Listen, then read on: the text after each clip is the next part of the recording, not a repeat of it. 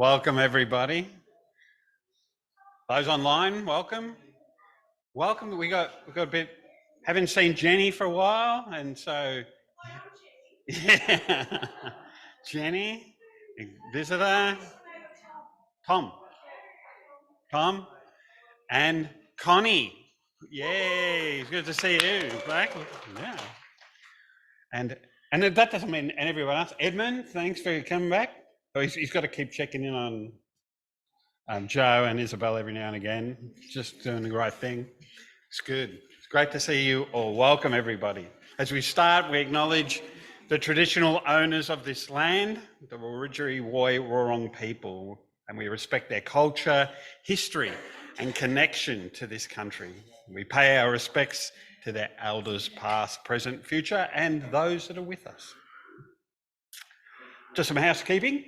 Our service is being recorded and will be put up online, Facebook and YouTube. So if you wanted to see something again, because you thought it was amazing, you can. If you're unwell, we just say, hey, please stay at home and join us on Zoom. But feel free to wear masks if you wish to. And if you're online, we have communion today, so hopefully you got something prepared for eating and drinking, and also you'll need a pen and paper. As we come to our service, therefore, there is one teaching of Jesus that is common across all the Gospels, and that's the theme of love. God's love for us, as exemplified in John 3:16. For God so loved the world that he gave his only Son, so that everyone who believes in him may not perish but have eternal life. There's our love for God. When Jesus was asked which is the greatest commandment in the law, he replied, love the Lord your God with all your heart, with all your soul, and with all your mind. But it didn't end there. Jesus went on to say, if that was the first and greatest commandment, then this is the second. Love your neighbour. So along with love for God, we also have love for neighbour. And you might remember in Luke's gospel, when someone questioned who is my neighbour, Jesus told the story about how a man who belonged to one group was beaten up, robbed, and left wounded on the side of the road.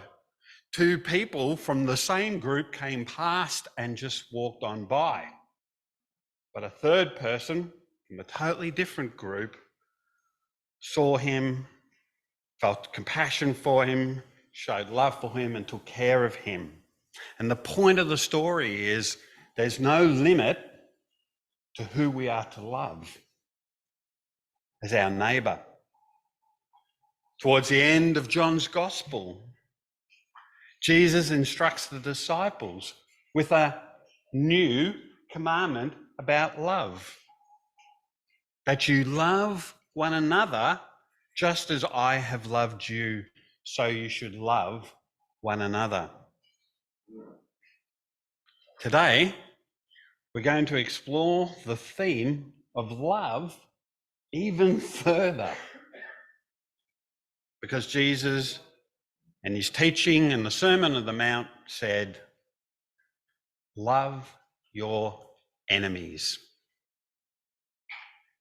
Love as wide and as deep and as broad as the meaning of the word can be, sits central to our lives as disciples of Jesus.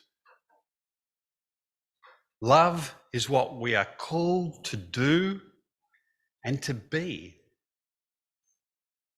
As we gather this morning and reflect on love, let's be mindful of our personal limitations in being agents of love. But let us also draw strength and confidence that as God's children, we are known and loved by God. Loving God, how can we possibly understand? Let me pray, sorry. Loving God, how can we possibly understand the depth of your love for us? Your faithfulness, your care, your provision of our needs, your forgiveness of our wrongdoings are all signs of your love for us. This morning, would you bless us now with your Spirit? Open our hearts and our minds to express our appreciation of our love in praise to you for your greatness. Amen.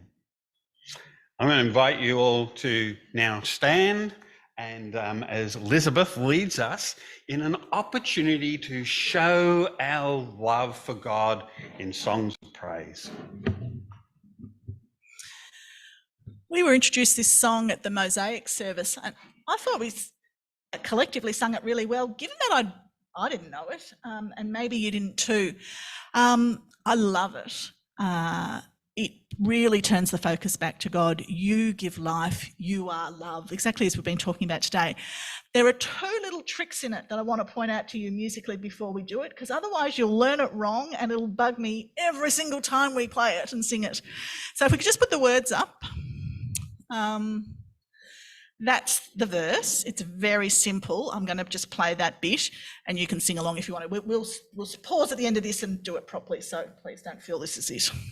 You give life, you are love, you bring light to the darkness, you bring hope, you restore every heart that is broken, and great are you, Lord. That great's a hard note, so just listen out for that. And great are you, Lord. And the chorus is even simpler. It's your breath in our lungs, so we pour out our praise. Here's the tricky bit. The second praise is a different note. So the first bit is, we pour out our praise. And then the second time it says, we pour out our praise. Okay, so the second praise goes up. I'll be listening for it. If I don't hear it, I'll stop you again. And then it goes on. It's pour out our praise, we pour out our praise. It's your breath in our lungs, so we pour out our praise to you only. Very simple, okay? So let's give it a go and don't worry so much about mucking it up that you actually forget it's a beautiful song of praise to God, okay? That's what it's really all about. We're telling God we understand you're the source of all our life and all our love and all our light.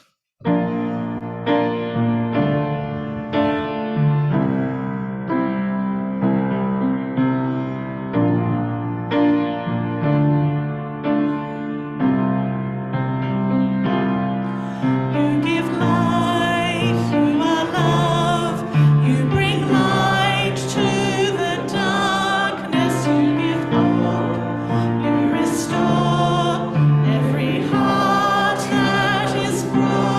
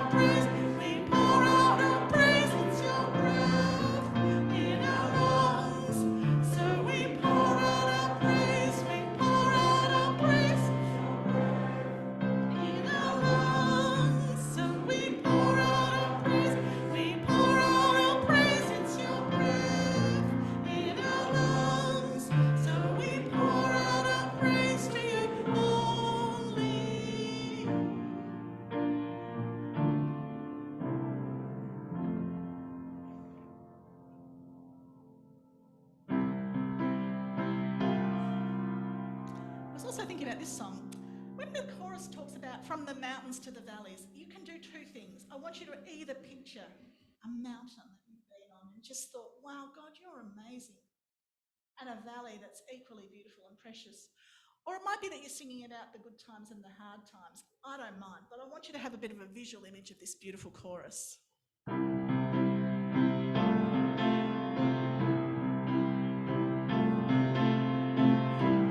May our homes be filled with dancing. May our streets be filled with joy.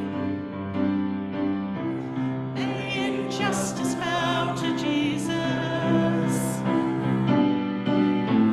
As the people turn to pray, from the mountains to the valley, hear our praises rise to you. From the heavens to the nations, hear our singing, fill the air.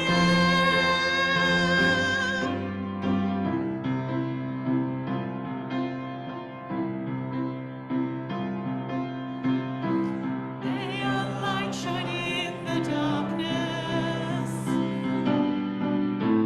as we walk before the cross. May your glory fill the earth as the water of the sea. From the mountains to the valley, hear our praises rise to you. From the heavens to the nations, hear our singing, fill the air.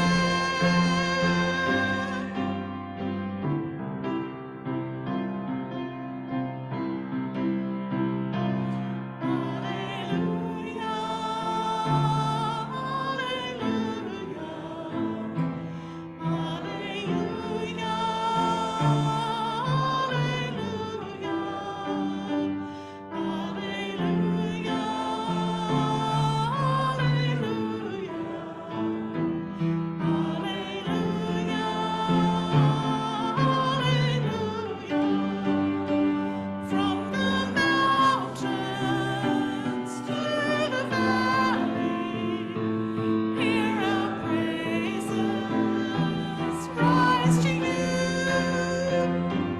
From the heavens to the nations, hear our singing, fill the air.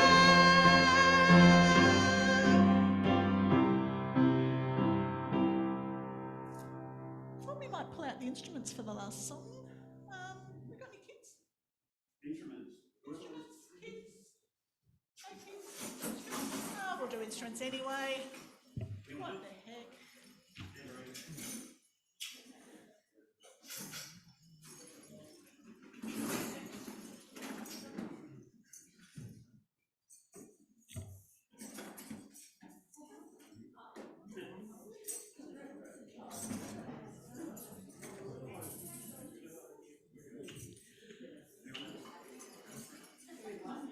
I was looking through songs and I thought that this song is an oldie but an absolute goodie. We used to sing it in the days when our kids were little and we had hundreds of people, hundreds of children in church, and it's lots of fun. But even though we don't have many kids, it's still an important song of truth for us to sing. So shall we sing it getting faster? Can you cope with that? All right, we'll do it 3 times. Get faster each time. Don't lose the rhythm with your instruments. All right. So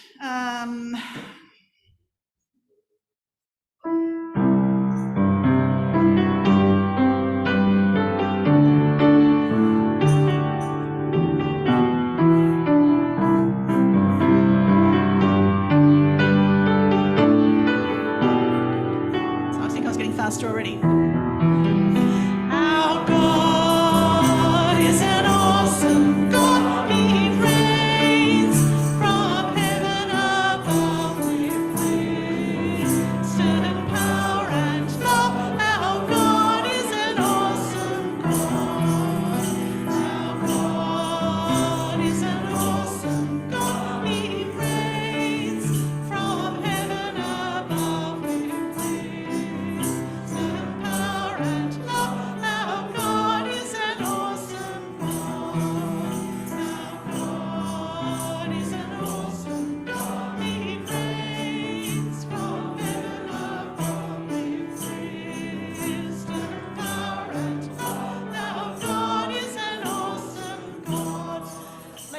once more as if you really mean it.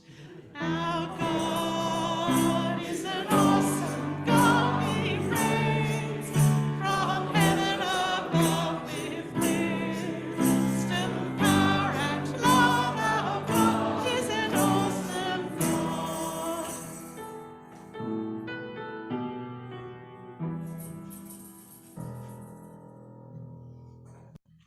You can be seated.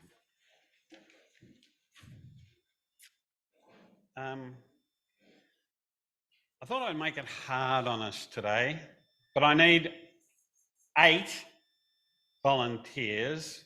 8 volunteers. Can include anyone, Nova. I can volunteer you. I need 8 volunteers. We can't go forward unless we've got 8 volunteers. Here we go. 1, 2, come on. 3, Louise, 4, April 5. Come on. I'm counting. Here you go. 6, 7. One more. Come on, one more. Come on, one more. Here comes 8.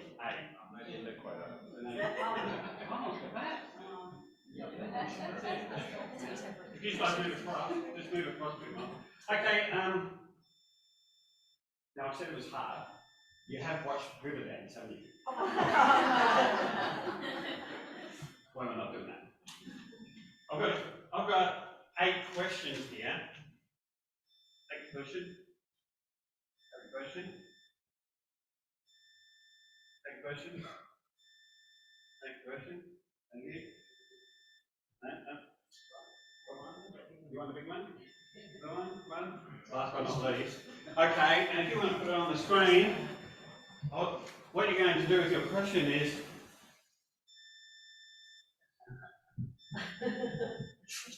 we've got a crossword. A crossword. Now the crossword is from our Bible reading, which we haven't done yet, because if we'd done it beforehand, it'd be easy. And so I'm going to make this work hard. Now, this is the way the rules work. You've got the question for your crossword, but you don't have to answer it. You were brave enough to volunteer. You can go out there and you can dob in any mate you like. If you want to go out there and brother your friend, you can go for it. Or you can answer it yourself. But let's see, where do we want to start? So, here we go. Thank you, Jonathan. Okay. Have a look at your question. Do you need a friend from the floor? Are you going to? Or are you just going to go for it yourself? You're going to go for yourself? I bet you, Daniel. You're going to lead the way. Yeah. Okay. Your question is an answer? So I got 1 down. Something that's pleasing, morally upright. 4 letters. I had an idea. Anyone else? I was thinking holy. Holy. Let's see. Oh no.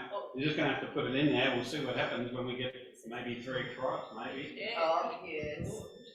Could be. Nova. I have no idea. Oh, well, go and find a friend. There's lots of really smart people out there. Okay. Persons you know and like very much. So it's 2 down. Yes. 2 down. Oh, long one. Is the 2 Right. included? Has anyone got a thought? Well, Nigel, go and see Nigel. See.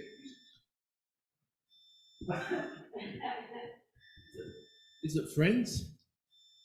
No, I put it up and see.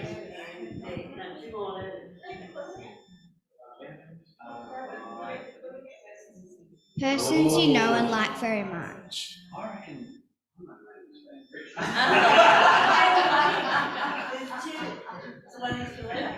Aye. 1 extra letter. Yeah, I know, there should be. Maybe Paul made a mistake though. I've got 3 across, a warm feeling of affection for another person. I'm hoping it's love. Yeah. Might be safe. And I've got a strong feeling of dislike for someone or something. And I think it's hate. Oh yeah, sorry. 5 down. 5 down. 5 down. That's what Right. helped me. Okay.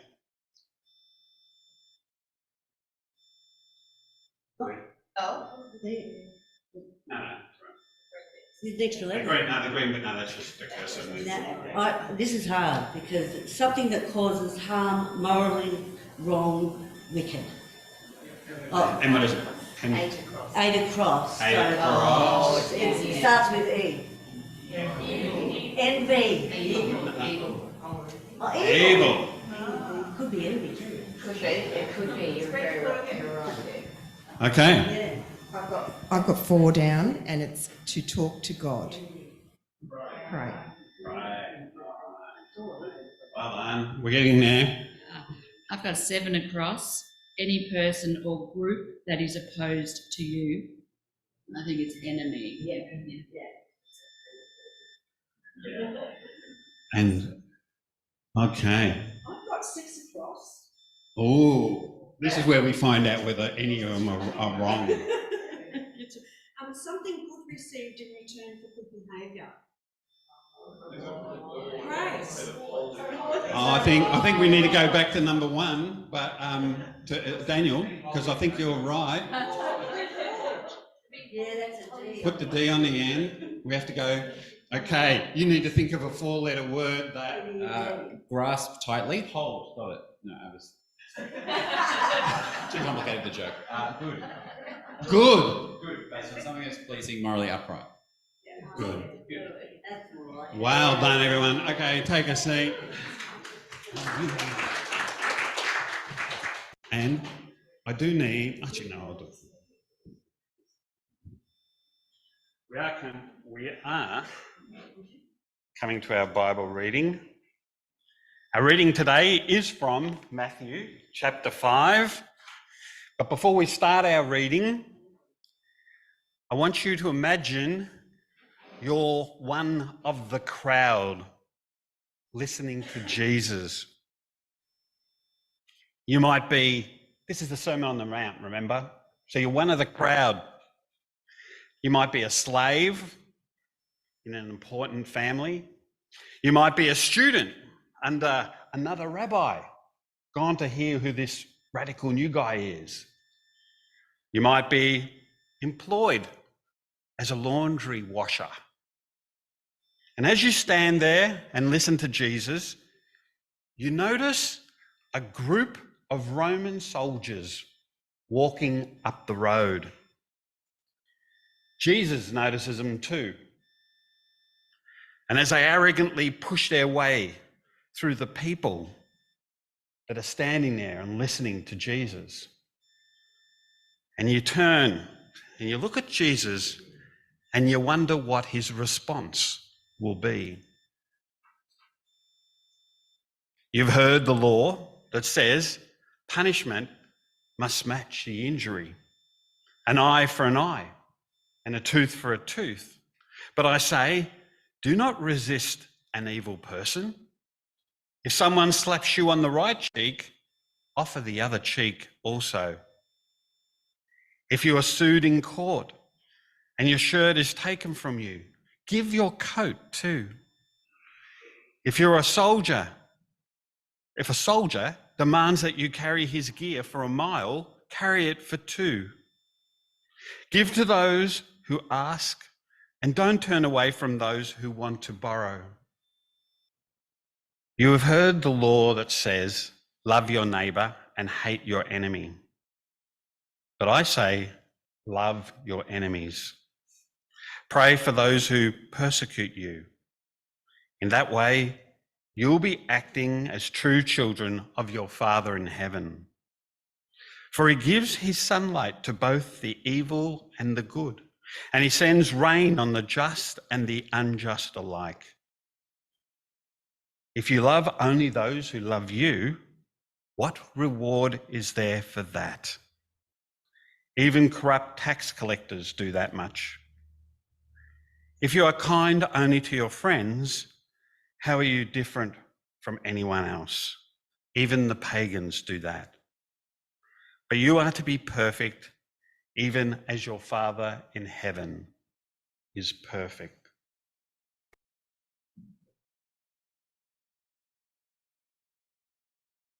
We're going to come to a time of prayer. I pose a question. Who are my enemies? Who are the people that we find it hard to love? We don't have Roman soldiers to hate, and we're not like the people in Ukraine or Myanmar with opposing armies. And I don't know of any drug traffickers or slave traders. Who are my enemies? The people that I find hard to love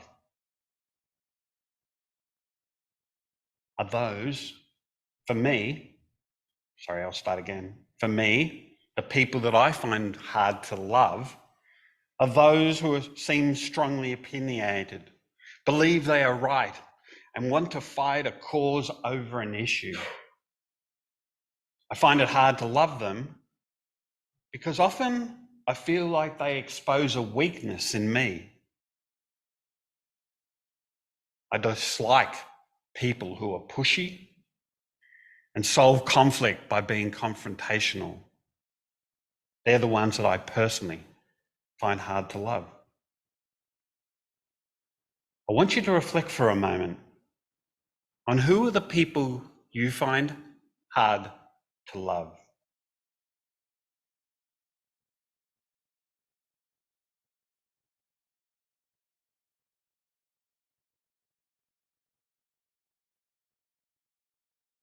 Maybe these people are your enemies.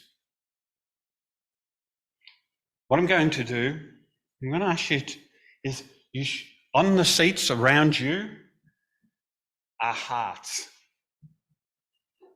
I've got some more here. And you'll notice on the heart, it says, got some more.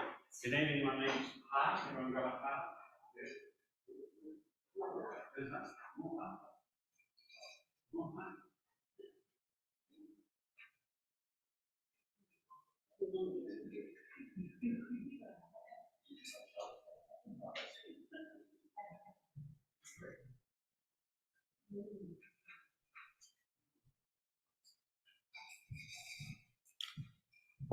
On the hearts, you'll see it says, my prayer of hope. And I want you to write your prayer of hope. Asking God to help you love those that you find hard to love. And then I'll ask you to place them. You should notice on the back of your heart, hopefully you've got some blue tack. And if you haven't got any blue tack, it's some up here. And I would like you to put them on the cross. And if you're at home, online, write on a piece of paper those you find hard to love, and at the end, pray the prayer and just fold it.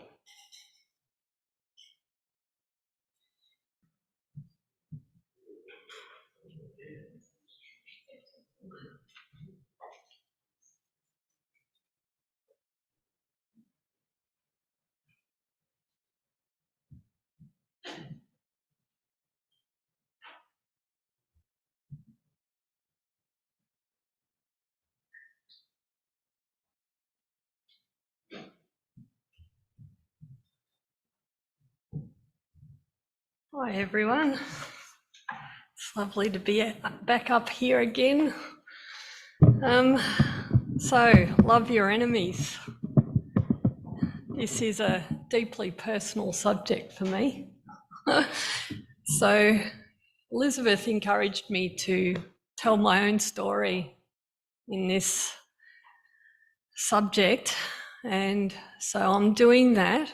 But I need to make clear that this is really just my story. This doesn't mean that other people have to do the same thing. I can't speak for Ukraine. I can't speak for First Nations people. I can't speak for others with a tricky work colleague. I can't even speak for others who have been hurt by a partner as I have. I'm here purely to speak of my own story and how God has been faithful. I want you to know that I have permission from my ex-husband, Phil. He knows I'm doing this today. I don't want anyone to react against Phil. I also want to point out that Phil and I see things very differently. Both of us are at fault. We both made some bad decisions. But in speaking to Phil yesterday, we both agreed that we have come a long way towards healing. And this is my story. One other thing, I wanted to tell you my story because it was me in that really difficult journey. It was hearing other people's stories that helped me enormously in my own journey. And so that's why I'm up here doing it. But first I have to set the scene. So back in 2016, Phil and I and my kids, 2 kids, had decided to move in with my ageing parents to care for them. While we were preparing to do that, so all my family knew we were doing this, my husband told me that he didn't love me anymore. But Phil said that he was still committed, that we'd move in with Mum and Dad, so we continued to prepare for the move. I slowly started sharing with people what was going on, and that wasn't easy. But then my father went into hospital, had a slow release stroke and died on the 4th of June 2016, the same day we moved in with my mum. So Phil and I didn't get to mourn my dad, was straight into working on the marriage. But long story short, about 6 weeks later, my husband had confessed to me that he'd been having an affair for about a year. This was the worst thing that had ever happened to me. This wasn't meant to happen to me. Every other marriage amongst my siblings was successful. I was empty, gutted, exhausted. I couldn't function. After a very late night of hearing about this, Tony came over and I knew I wasn't capable of making any good decisions at that point. I needed others. So believe it or not, I called a meeting. Liz, Tony, and 2 of my sisters. We met the next morning to make a wise decision about what the heck do I do next. God really shone through my community at that time. That was a precious moment, being able to do that. And I rang Phil and told him not to come home that weekend.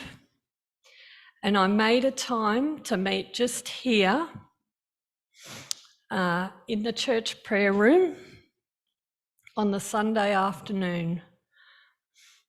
And I remember over that weekend, I was having the most violent thoughts I've ever had in my life. Violent thoughts. My sister was shocked at me because she had never heard me call anyone the names I called Catherine, the other woman. But I did also manage to spend time writing down all the great things about our marriage. There was so much that was so good. We were a great team. We had people at our house.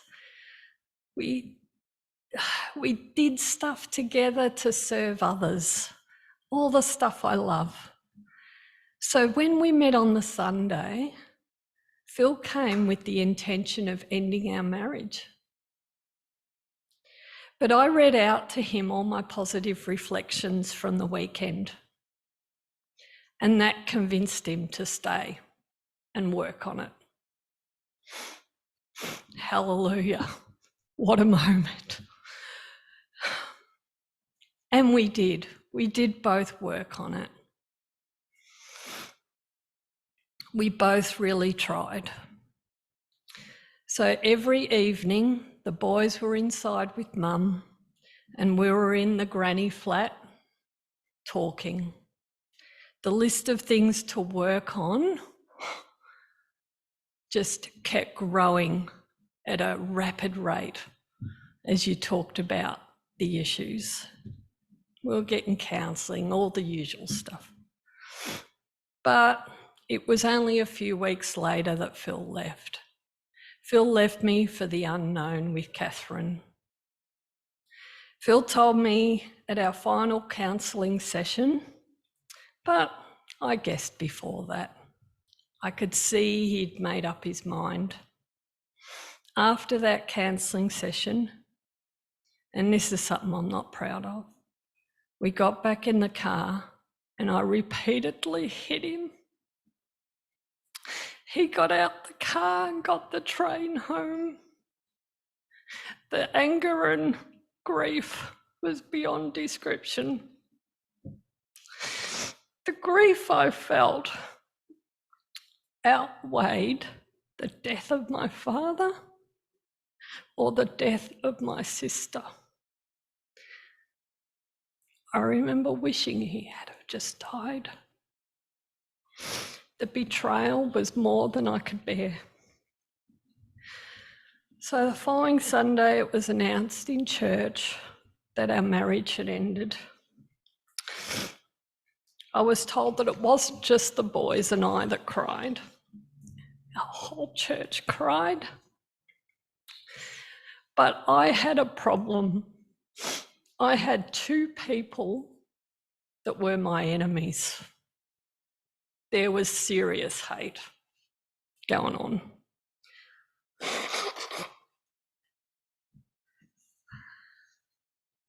Little did I know at this time is that this experience would shape and mould me.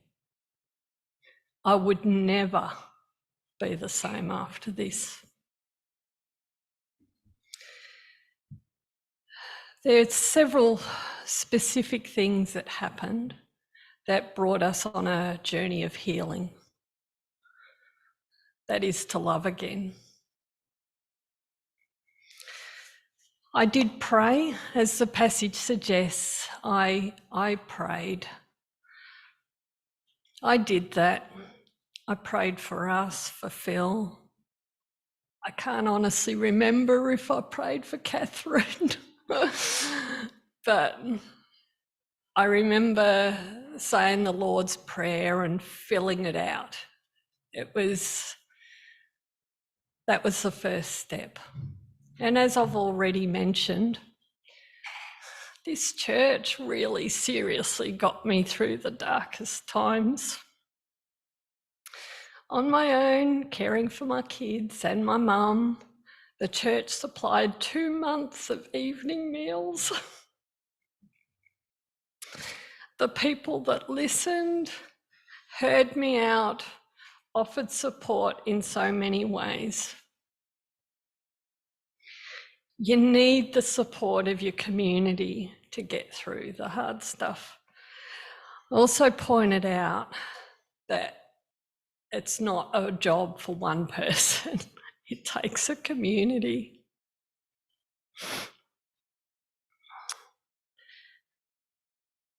But I had to make a deliberate choice. There was a definite battle going on for me. Who did I want to be? That is, did I want to be a faithful person of God, or a person who wanted to take every opportunity to hurt Phil? That was a very serious thought and choice. Do I hold bitterness, or do I step out in faith for healing? I did both of those. There's no doubt about it. I did both things. But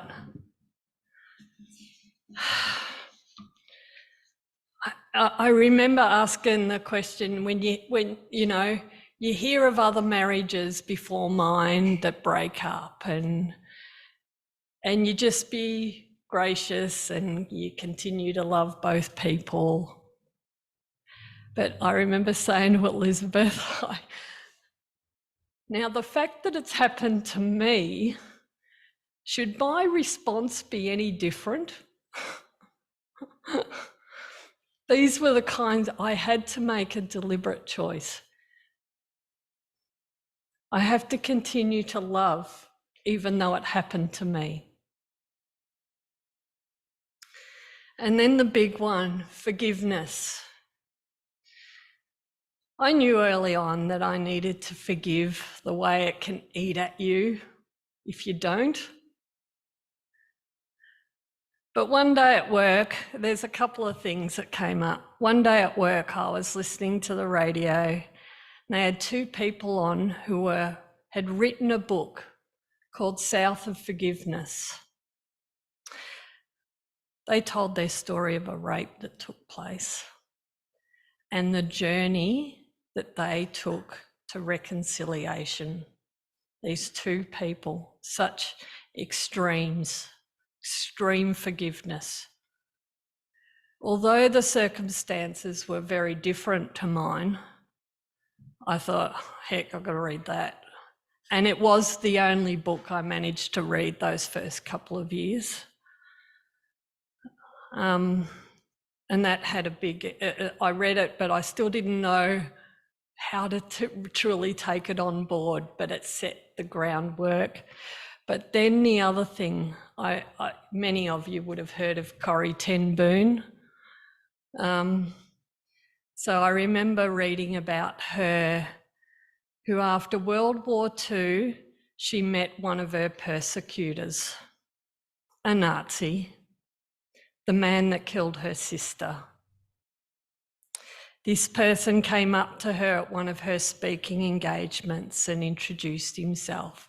But of course, she knew exactly who he was. But in that moment, she asked for God's strength. She stretched out her hand and took his. You know what happened? It left. She forgave him. The bitterness left. This story I really took deeply into my heart.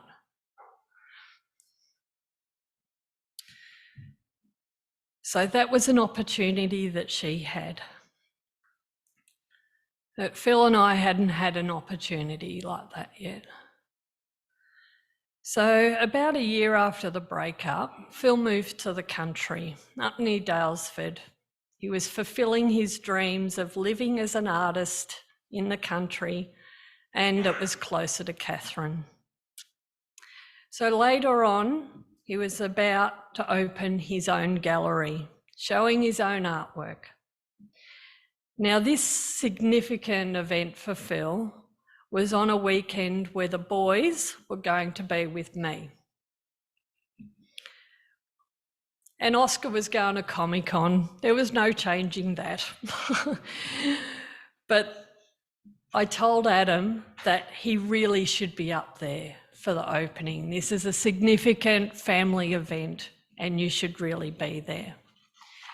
So we agreed to keep it a surprise, and I would drive Adam up there for the event. So I booked myself in for a 1.5 hour massage in Dalesford, as you do, and dropped Adam off. I need to say that Phil, before this, had done all the driving. I'd never driven up there once. So when we pulled into the drive, Phil just happened to be out the front. Of course, he got a big surprise, you know, the almost fallen over type response, but I didn't stop. I just kept going and went and had my massage. I didn't want to face anything there.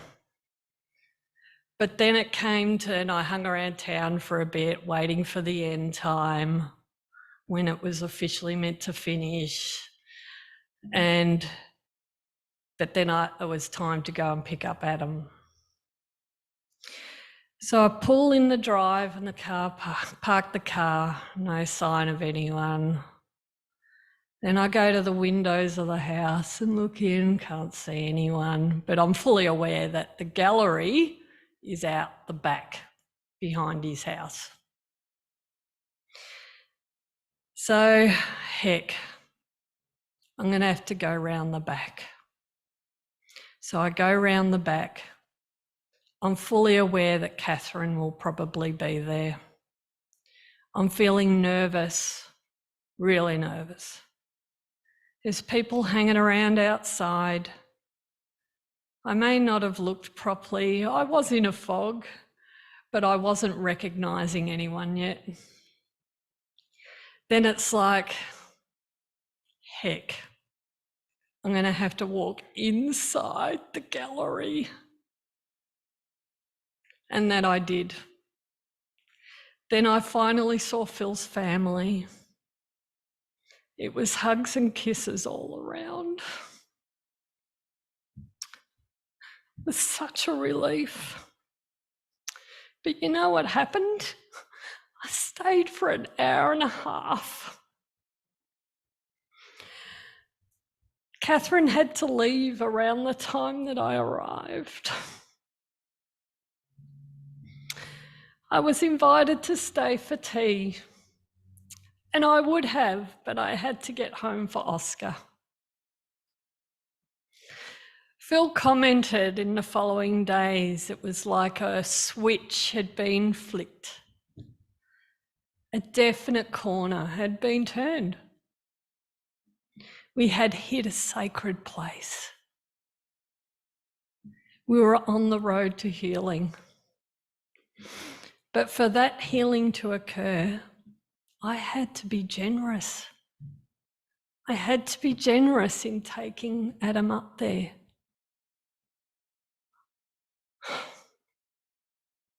I want to make clear here that this doesn't mean it would be the right thing for anyone to do in any situation. I'm just saying what we did and what happened for us. It truly helped us.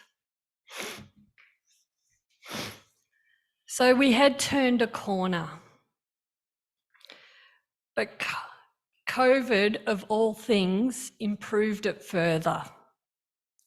Because before COVID, Phil would come down every second Monday, take the boys out for tea and see a movie.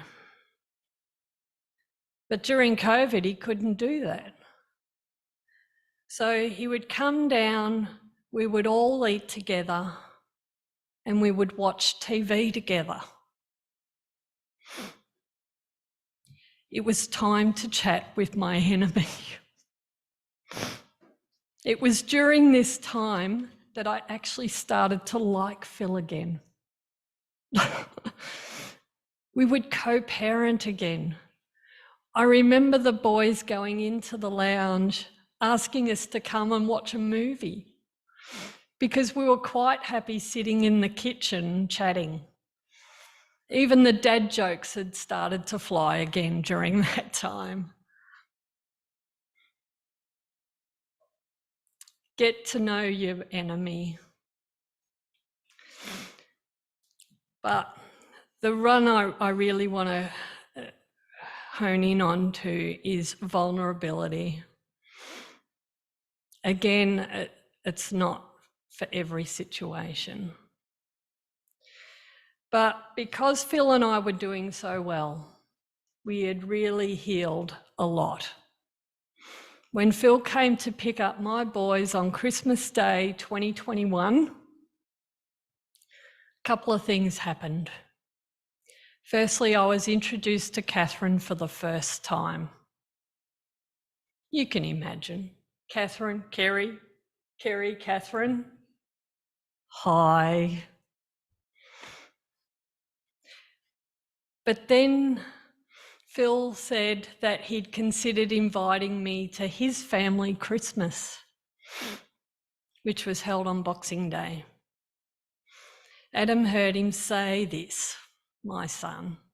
He goes, "Come on, Mum, come.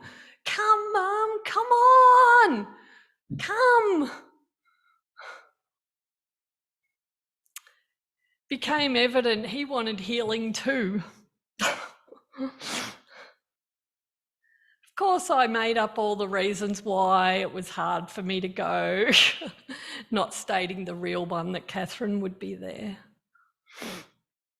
But I said I'd think about it, and that I sure did. It was a pretty restless night.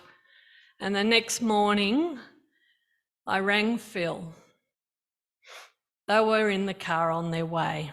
So Catherine, the boys, Phil, all in the car, and I'm on the loudspeaker. I offered to come up to Nagambie to pick up the boys. He asked what time, and I gave a time. And he said that it may not be long enough. And I said, well, I may want to hang around for a bit and see the family. This kind of shocked Phil, which is sort of funny because he said that the day before, but he needed to process that a bit of all its implications. But then Catherine spoke up and she said, "You don't need to worry about me."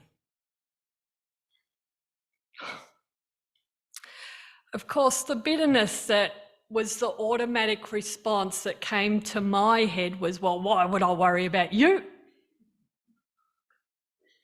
Thankfully, that's not what came out of my mouth.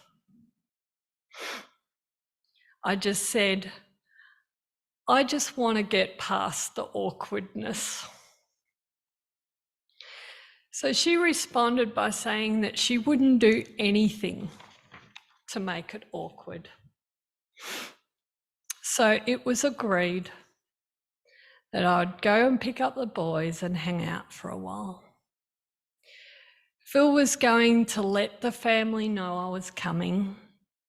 I had to put on my favourite dress and up I went.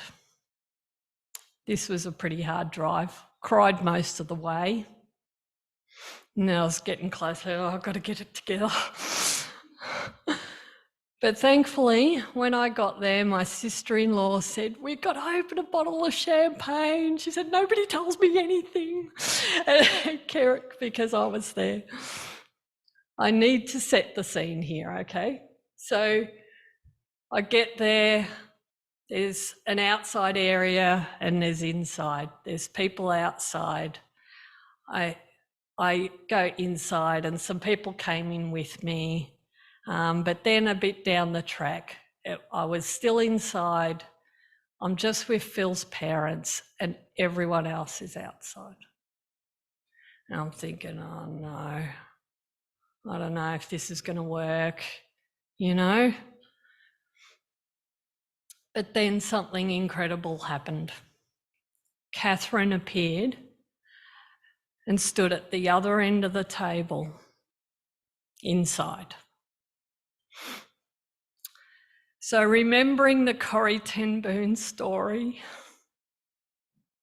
I stood up and I said, "Let me just come and shake your hand." So I walked over, and as I was taking her hand, there was the slightest moment of a nod, an acknowledgement. We shook hands, and it left. The bitterness left me.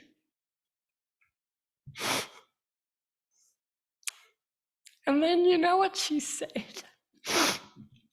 Catherine proceeded to tell me what they'd been talking about outside. How I was part of that family and how they would love to see me every year for Christmas. God had spoken to me through someone who had been my enemy. And then Phil came over, and the three of us were talking about our beloved kids. They did the presents, and then Phil and Catherine were leaving. Catherine and I hugged. I still can't believe it, but we actually hugged. What's so incredible that for this to happen, all three of us did something vulnerable. Phil was vulnerable with his ex-wife and his current partner there. Catherine became vulnerable in coming over to me. I was vulnerable in going there in the first place. The fruits of the Spirit were in abundance in that place. That's a sacred place. So now when my kids, if they have a milestone birthday, Catherine will be welcomed. She can come to the event for my boys without them stressing about how it's going to go. So these are the things that really help for me: my prayer, community, making a conscious choice to follow God in my reactions. Forgive, that's the hard one. Be encouraged by other people's stories. Be generous. If you can, chat with the enemy. Be vulnerable. I cannot stress enough, I'm not saying that these steps are the right thing for other people's situations. This is just what happened for us. Every situation is different. Every single one. I really want to bring my message home by quoting Richard Rohr, as I love to do because I love him. He says, in mature religion, the secular becomes sacred. There are no longer two worlds. We don't have to leave the secular world to find sacred space because they have come together. And that's exactly my experience with this. What felt so secular, like a marriage breakup, became sacred. This whole thing has become incredibly sacred. And I wouldn't give it back for anything. As hard as it's been, it has left me absolutely awestruck by what God has done. That God created our world in this way. The psychology of it is incredible. That when you're willing to let go or go the extra mile, that kind of healing can happen. So I encourage you, I hope you're encouraged by my story. Love your enemies. It's worth it. That's where you find the sacred. The sacred. Yeah. Thank you.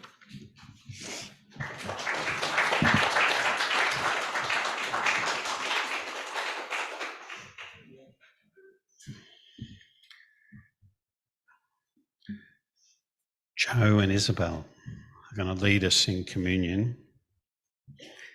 And afterwards, in the service, just like now, afterwards, if you would like prayer, you'd like to chat with someone about stuff that's going on inside of you, just come up and see myself, and maybe April will come. Obviously, those things are important.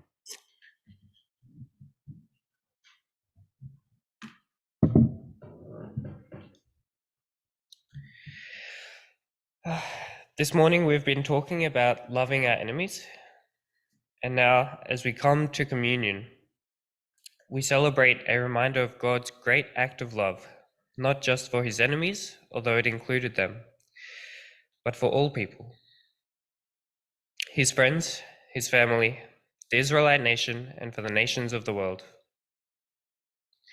The taking of this bread and juice is a reminder that God, in and with Jesus, suffered the consequences of sin, i.e. death on our behalf. In doing so, he didn't lose the evil, but rather overcame it, and hence was raised to life. We now look forward to also sharing in that raising to life on our physical death. So in preparation, I ask you now to pause, reflect on your personal faults and failings. In your own silent prayer, ask for God's forgiveness.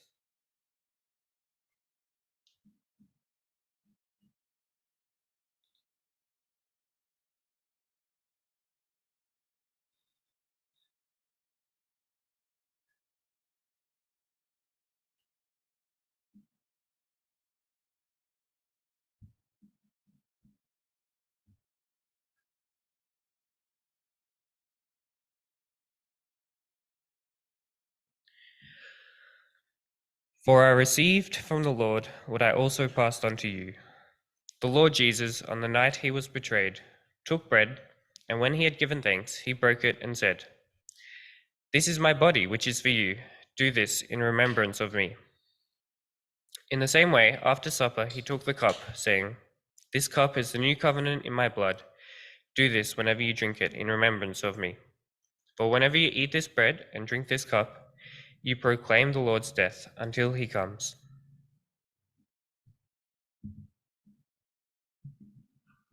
We'll get Daniel and Michelle to come help distribute the elements. If everyone can have the bread in your own time and drink the juice as well in your own time, and I'll close in prayer at the end.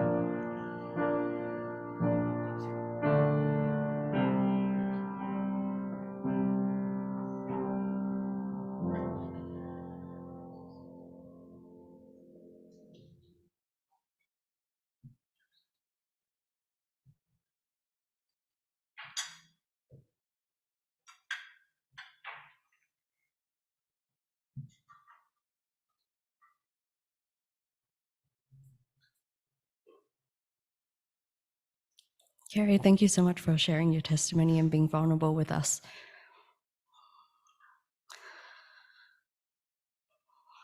And thank you for your example of struggling with forgiveness. It's not something that there are steps to.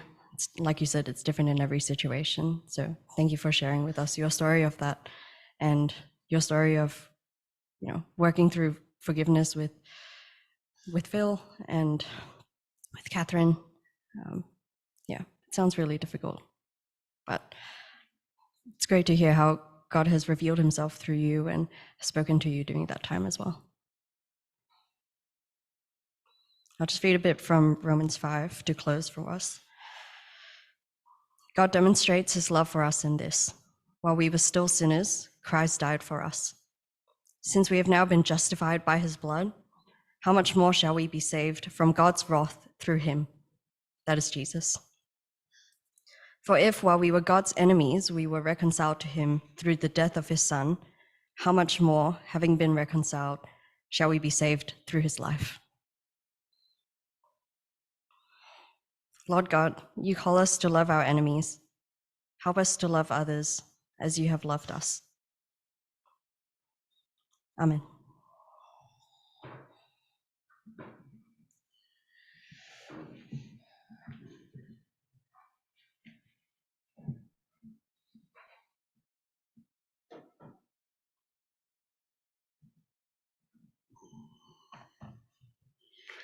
We come to a benediction, and I think the benediction today is just go and be people that bring the sacred into the secular and the secular into the sacred. Thanks, Kerry, as well.